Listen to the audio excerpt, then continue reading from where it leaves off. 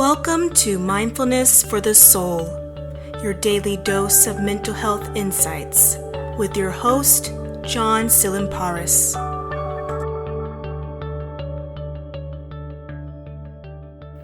Mental health stigma is still alive and well in the United States.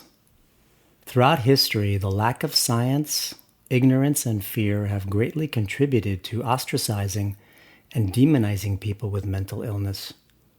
The cruelty and inhumane tactics used against the mentally ill seems incomprehensible. Today, mental health stigma has vastly decreased, and we have made great strides in humanizing the condition, yet it is still characterized by detrimental attitudes and opinions propagated by similar misconceptions from the past. The misconceptions come from negative portrayals in the media, misinformation, stereotyping, and fear.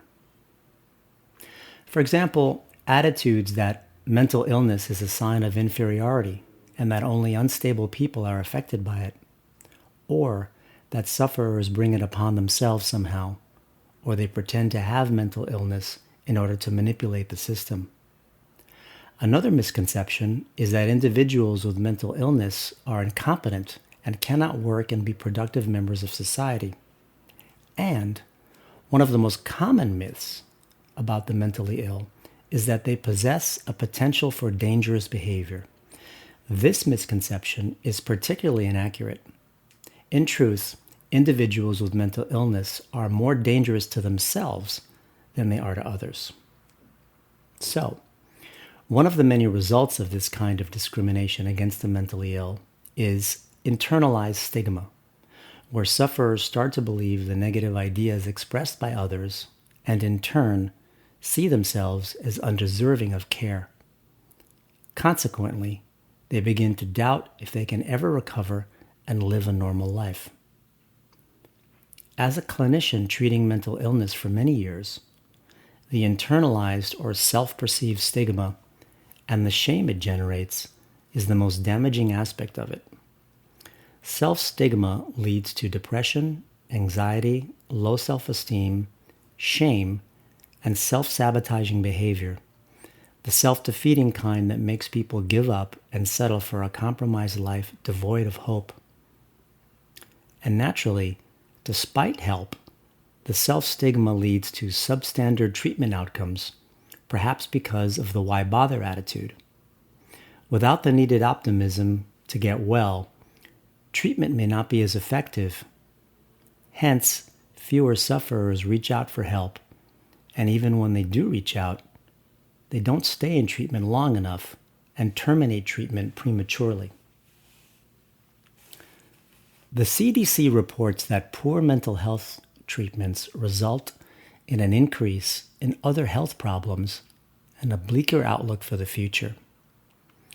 Risk factors are potential for suicide, substance abuse, legal issues, and future adult psychopathology.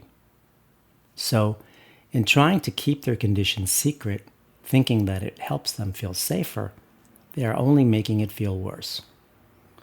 Perhaps we as a society are to blame for that. It's unfortunate that for now, one of the only ways the message gets across to people is when a popular luminary reveals their mental illness.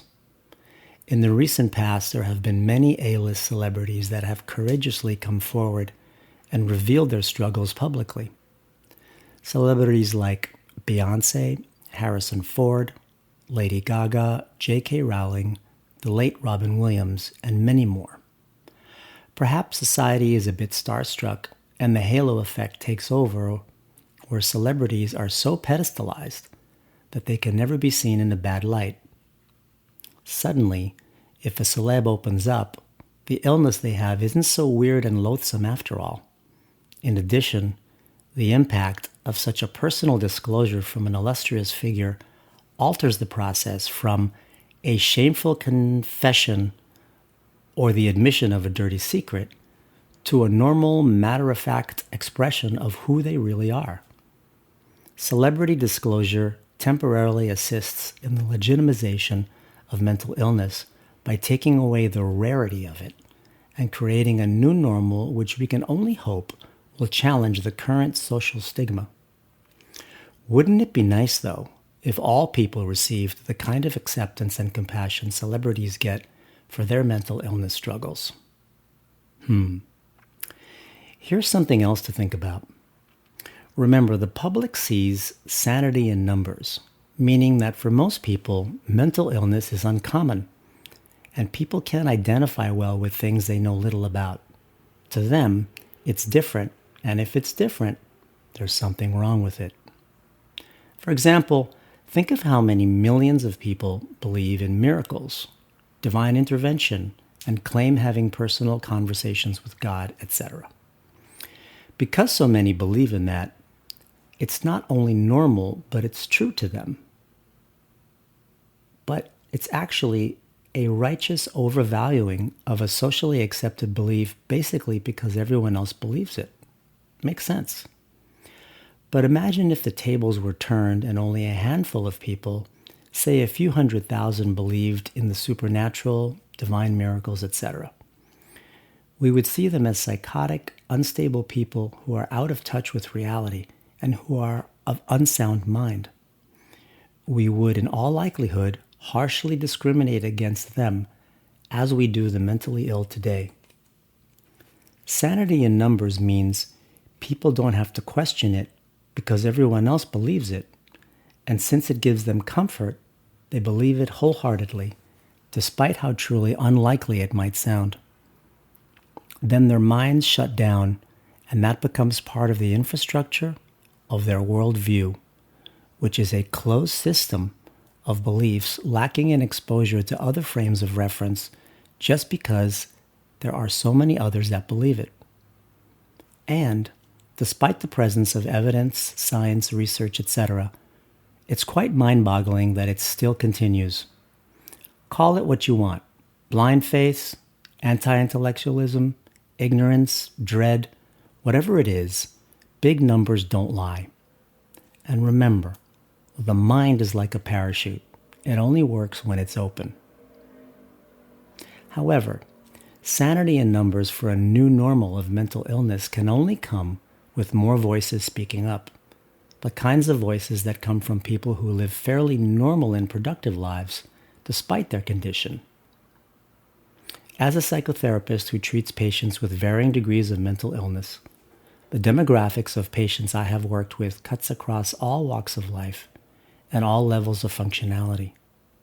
In the last 26 years, I have treated patients with diagnosable mental illnesses who live very productive lives, such as doctors, pilots, actors, construction workers, CEOs of large companies, law enforcement officials, architects, lawyers, just to name a few. But the saddest and most shameful aspect is that the indifference and lack of support some of them received from their families, friends, employers, and even their spiritual and religious communities was far worse than suffering from the actual mental illness. Think about that. For so many individuals, it's like adding insult to injury. It isn't just the pain of living with a mental illness anymore, but also the indignity of being invalidated by the people they care about. That's very sad. Anyone who reads my blogs and watches my videos knows that I am a big supporter of many social issues in this country. But one of the most important ones to me, the one that I'm most passionate about, is the destigmatizing of mental illness. Still to this day, although there have been some significant changes in attempting to put mental health issues at an even plane with medical illness, we are still far behind and have lots of work to do. In our society, if you reveal to someone that you suffer from diabetes or asthma, people will say to you, "Oh, I'm sorry for what you are going through. I'm sorry you've been in so much pain. What can I do to help?" But if you reveal to someone that you are depressed or anxious, you usually get asked a series of questions like, "Why are you depressed? What do you have to be anxious about? You seem fine to me." So the truth is that with mental illness, you don't get compassion, you get skepticism. And that doesn't make sufferers feel better. It makes them feel a lot worse. In the meantime, let's always remember that everyone out there is struggling with an internal battle that we don't know about. It's all in varying degrees. So always be kind and always be tolerant of others. Thanks again for listening to our podcast. We hope you join us again in the future. This is John Tsilimparis, MFT.